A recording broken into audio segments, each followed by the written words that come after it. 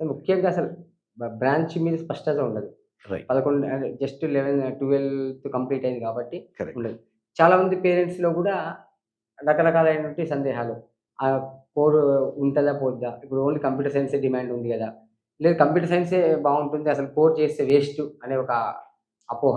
హ్మ్. కొంతమంది అసలు కోర్‌కే రాబోయే మొత్తం స్వర్ణయుగం అని చెప్పి కొంతమంది అంటారు. రైట్. అసలు ఈ ఈ నేపథ్యంలో హ్మ్. బ్రాంచ్ స్పష్టత లేనటువంటి వారికి ఎలాంటి నిర్ణయం తీసుకోవాలి? సరే ఒకటి చెప్తానండి నేను. ఇప్పుడు ఐఐటీస్‌లో మనకి సీట్ వచ్చే ఛాన్సెస్ ఉంటే, తప్పకుండా చాలా సీరియస్‌గా అది ఆప్షన్ కన్సిడర్ చేయాలి. ఆషామాషిగాను, క్యాజువల్‌గాను అది కన్సిడర్ చేయకూడదు. ఎందుకు చెప్తాను.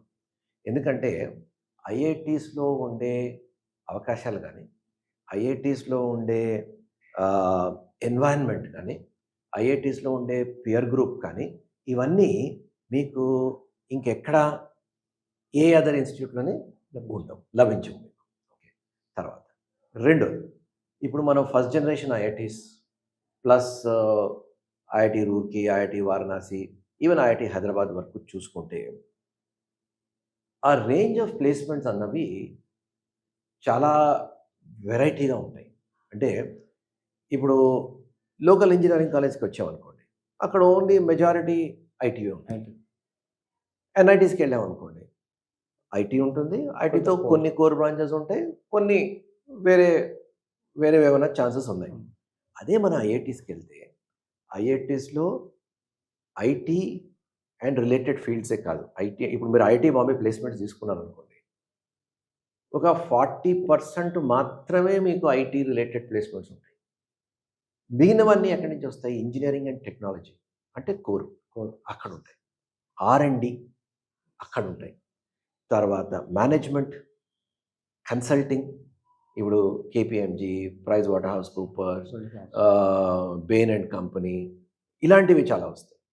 తర్వాత ఫైనాన్స్ వస్తాయి, బ్యాంకింగ్ వస్తాయి, డేటా సైన్స్ వస్తాయి, డేటా అనలిటిక్స్ వస్తాయి, పిఎస్యూస్ వస్తాయి. ఇందులో డొమెస్టిక్ ఉంటాయి, ఇందులో ఫారెన్ పోస్టింగ్స్ ఉంటాయి. Plus quantitative trading highest salary ఎక్కడ వస్తుంది అంటే ఫిన్‌టెక్. క్వాంటిటేటివ్ ట్రేడింగ్‌లో వస్తుంది. ఇప్పుడు సో అవి వస్తాయి. సో ఈ వెరైటీ తర్వాత ఎఫ్ఎంసీజీ వస్తుంది. Hindustan Unilever, Procter and Gamble, ITC ఇలాంటి కంపెనీస్ వెళ్తాయి. సో నా ఇంట్రెస్ట్ ఏముందో మీరన్నట్టు అట్ దిస్ స్టేజ్ నాకు తెలియదు. బట్ ఒక 2 ఇయర్స్ ఇంజినీరింగ్ చేసిన తర్వాత నా ఇంట్రెస్ట్ ఎక్కడుందో నాకు తెలుస్తుంది. దెన్ నాకు ఈ రేంజ్ ఆఫ్ కంపెనీస్‌లో ఎక్కడో చోట వెళ్ళడానికి నాకు స్కోప్ ఉంటుంది. Then I can do. Point number 1 అది పేరెంట్స్ గుర్తుపెట్టుకోవాలి. ఎందుకంటే ఈ రేంజ్ ఆఫ్ ప్లేస్‌మెంట్స్ అన్నది మీకు ఆ ఇన్‌స్టిట్యూట్ ఫేమ్ తగ్గుతున్న కొద్దీ మీకు ఈ రేంజ్ కూడా తగ్గుతుంది. నంబర్ 1. నంబర్ 2 లెర్నింగ్ ఎన్వైర్న్‌మెంట్ కూడా మారుతుంది. లెర్నింగ్ ఎన్వైర్న్‌మెంట్ ఐఐటీస్‌కి ఏంటంటే అటానమీ చాలా ఎక్కువ. ఎన్ఐటీస్ కూడా అటానమీ ఉంటుంది కానీ అంత అటానమీ ఉండదు. కంపారిటివ్‌లీ తక్కువ. ఐఐటీస్ అటానమీ ఎక్కువ ఉంటుంది. సో అటానమీ ఎక్కువ ఉంటుంది కాబట్టి వాళ్ళు కొత్త కోర్సెస్ ఆల్‌రైట్ స్టూడెంట్స్‌కి పనికొచ్చేవి చాలా చేస్తారు. ఇప్పుడు ఫర్ ఎగ్జాంపుల్ ఇప్పుడు మీరు న్యూస్ చూసుంటే నిన్న ఐఐటీ ఢిల్లీ వాళ్ళు అనౌన్స్ చేశారు. వాళ్ళ మొత్తం ప్రోగ్రామ్ ఓవర్‌హాల్ చేశారు. మొత్తం ప్రోగ్రామ్ అండర్ గ్రాడ్యుయేట్ లెవెల్‌లో తర్వాత పోస్ట్ గ్రాడ్ పీజీ లెవెల్‌లో, పీహెచ్‌డీ లెవెల్‌లో మొత్తం ప్రోగ్రామ్ ఓవర్‌హాల్ చేసి కొన్ని కొత్త మార్పులు, చేర్పులు తీసుకొచ్చారు. అందులో ఫర్ ఎగ్జాంపుల్ ఇప్పుడు ఏమంటున్నారంటే వాళ్ళు థర్డ్ ఇయర్‌లో ప్రతి స్టూడెంట్‌కి ఒక ఎంటెక్ చేసుకునే ఆప్షన్ ఇస్తారు. అంటే at the end of third year మీరు బీటెక్, ఎంటెక్ చేసుకోవచ్చు. మీకు ఇంట్రెస్ట్ ఉంది. మీరు ఎంటెక్ చేద్దాము అంటే మీరు ఎంటెక్ అంటే ప్రధానంగా వాళ్ళు లాస్ట్ ఇయర్‌లో ఏం చేస్తారో ప్రాజెక్ట్ చేస్తారు. So that will enrich your biodata like anything. Me biodata చాలా బాగా ఇప్పుడు కోర్‌లో చేస్తున్నారు మీరు. చాలా ఇంట్రెస్టింగ్ ప్రాజెక్ట్ ఏదో మీరు మొదలుపెట్టారు. ఆర్ థర్డ్ ఇయర్‌లో మీకు ఐడియా వచ్చింది. అరే! ఇందులో రీసెర్చ్ చేస్తే బావుంటుంది. ఇందులో నాకు ఇంట్రెస్ట్ ఉంది. అంటే మీరు మీరు మీరు థర్డ్ ఇయర్ ఎండ్ లోపల మీరు ఇన్‌స్టిట్యూట్‌కి చెప్పి I want to do 1 more year అంటే మీరు ఆ లాస్ట్ ఇయర్ అంటే ఫిఫ్త్ ఇయర్ మీ చోజన్ ఏరియాలో మీరు ఒక మంచి ప్రాజెక్ట్ చేసి ఎంటెక్ తెచ్చుకోవచ్చు. ఆ తర్వాత మీ ఏరియాలో మీ ఐడియా మీరు ఫుల్‌ఫిల్ చేసుకోవచ్చు. సో అలాంటి ఆప్షన్స్ ఉన్నాయి. తర్వాత ఆనర్స్ కోర్సెస్ అంటే ఎక్కువ సబ్జెక్టు తీసుకొని ఎస్పెషల్లీ క్రెడిట్స్ ఎక్కువ తీసుకొని మీరు ఆనర్స్ తీసుకోవచ్చు. తర్వాత మైనర్స్ తీసుకోవచ్చు. ఇప్పుడు నేను ఒక కోర్ డిసిప్లిన్ తీసుకున్నాను. నాకు ఆర్టిఫిషియల్ ఇంటెలిజెన్స్లో నాకు మైనర్స్ మీద నా ఆర్టిఫిషియల్ ఇంటెలిజెన్స్ అంటే ఇంట్రెస్ట్ ఉంది. So you take minors there. So ఆ మైనర్స్కి కూడా వాళ్ళు వెసులుబాటు ప్రొవైడ్ చేస్తారు. ఈ విధంగా ఐఐటీస్లో ఈ అటానమీ ఉండడం వల్ల స్టూడెంట్ సెంట్రిక్ చాలా ఉంటాయి. మీకు కిందికి వస్తే అవి మీకు అవి ఉండవు.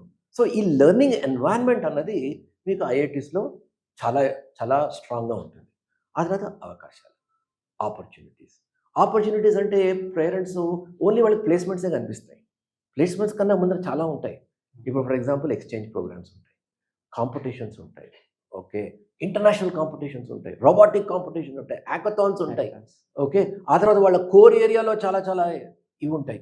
సో వీళ్ళు ఇంటర్నేషనల్ కాంపిటీషన్స్లో పార్టిసిపేట్ చేయొచ్చు, ఎక్స్పోజర్ వస్తుంది. ఆ ఎక్స్పోజర్ వల్ల బయోడేటా చాలా రిచ్గా ఉంటుంది. ఆ తర్వాత జాబ్స్ కూడా ఆ విధంగా వస్తాయి. ఆ తర్వాత ఎక్స్చేంజ్ ప్రోగ్రామ్స్ ఉంటాయి. ఎక్స్చేంజ్ ప్రోగ్రామ్స్ అంటే ఏంటి? 6 months మీరు ఇండియాలో చేసే బదులు మీరు బయట కూడా చేయొచ్చు. సో అదొక అవకాశం ఉంటుంది. ఆ తర్వాత మీకు ప్రాజెక్ట్స్, ఇంటర్న్షిప్స్ అయితే నేను చెప్పే అవసరమే లేదు, అవి చాలా వస్తూనే ఉంటాయి. ఆ తర్వాత ఎక్స్పోజర్ టు బయట వాళ్ళు వస్తారు, లెక్చర్స్ ఇస్తారు, స్టూడెంట్స్తో ఇంటరాక్ట్ అవుతారు, అలుమ్నై బేస్ ఉంటుంది. ఆ తర్వాత పియర్ గ్రూప్ చాలా స్ట్రాంగ్గా ఉంటుంది. చాలా చాలా కాంపిటీషన్ ఉంటుంది pear group.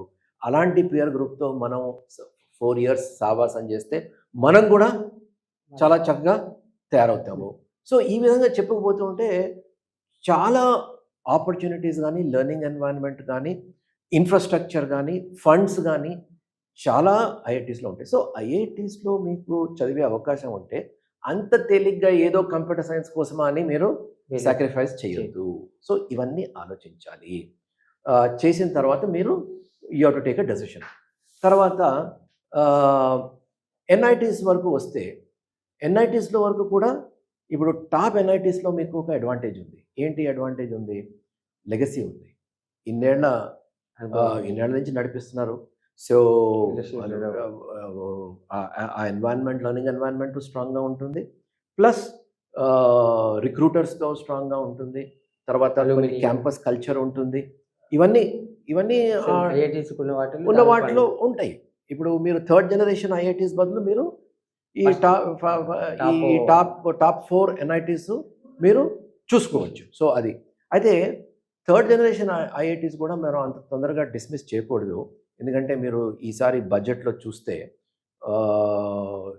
Union finance minister ఈ 3rd generation ఐఐటీస్కి స్ట్రెంగ్త్ పెంచడానికి ఫండ్స్ చాలా ఈ నెక్స్ట్ 3 years ఫండ్స్ చాలా అలొకేట్ చేశారు. సో ఈ 3rd generation ఐఐటీస్ కూడా చాలా స్కోప్ ఉంటుంది రాబోయే కాలంలో. సో ఇవన్నీ దృష్టిలో పెట్టుకుని డెసిషన్ తీసుకోవాలి. కేవలం నేను అనేది ఏంటంటే don't get fixated only on one branch అని చెప్పేసి నాకు ఈ బ్రాంచ్ కోసం నేను ఎక్కడికైనా వెళ్ళిపోతాను అన్న డెసిషన్ మీరు తీసుకోవడం కరెక్ట్ కాదనిపిస్తుంది.